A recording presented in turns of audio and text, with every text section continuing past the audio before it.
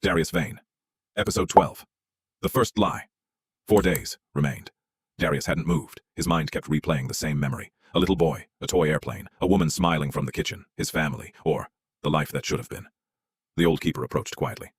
I never wanted you to learn the truth like this. Darius didn't look at her. You stole my life. No. We protected the library. You chose the library. Yes. Silence. For the first time, Darius couldn't tell if she was the hero or the villain. Suddenly, the little girl grabbed Darius's wrist.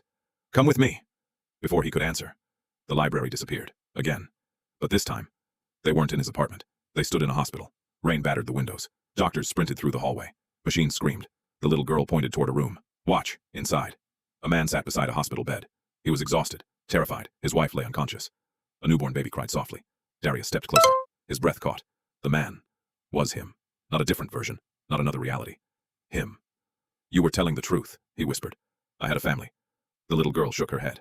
No. Keep watching. A doctor rushed into the room. I'm sorry. We couldn't save either of them. The room collapsed into silence.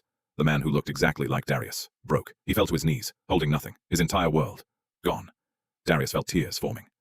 I remember this. No, said the little girl. You remember the pain. You don't remember what happened next. The hospital lights suddenly flickered. Every clock stopped. A black door appeared in the corner of the room. It slowly opened. Someone stepped through. Not the gentleman, not the editor, not the reader, the old keeper, only. She looked thousands of years younger. She walked to the grieving father, then quietly asked, would you give up this life? If it meant no one would ever have to feel this pain again. The broken man looked up. Without hesitation, he whispered, yes. The younger keeper nodded. Then she held out a contract. He signed it. The memory shattered. The library returned. Darius stared at the old keeper. You didn't take my life. She lowered her head. You gave it to us. The realization hit like lightning. He hadn't been chosen. He hadn't been kidnapped. He had volunteered. Everything he'd built, every sacrifice, every lonely year, had been his own decision. The old keeper's voice trembled. You begged us to erase your memories, so you wouldn't spend eternity wishing you'd gone back. Darius stepped backward. His entire identity shifted. Everything the editor had shown him was true, but incomplete. Then, a slow clap echoed through the library. The editor emerged from the shadows. Beautiful, he smiled for the first time. But there's still one lie left. Darius looked up. What lie?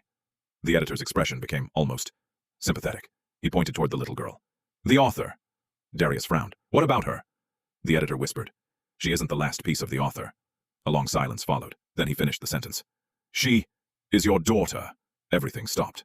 The old keeper's eyes widened. The gentleman in white, watching from another aisle, dropped his cane. Even the borrower looked horrified. The little girl closed her eyes and quietly said, I've been waiting a very long time for you to remember me. Dad, to be continued.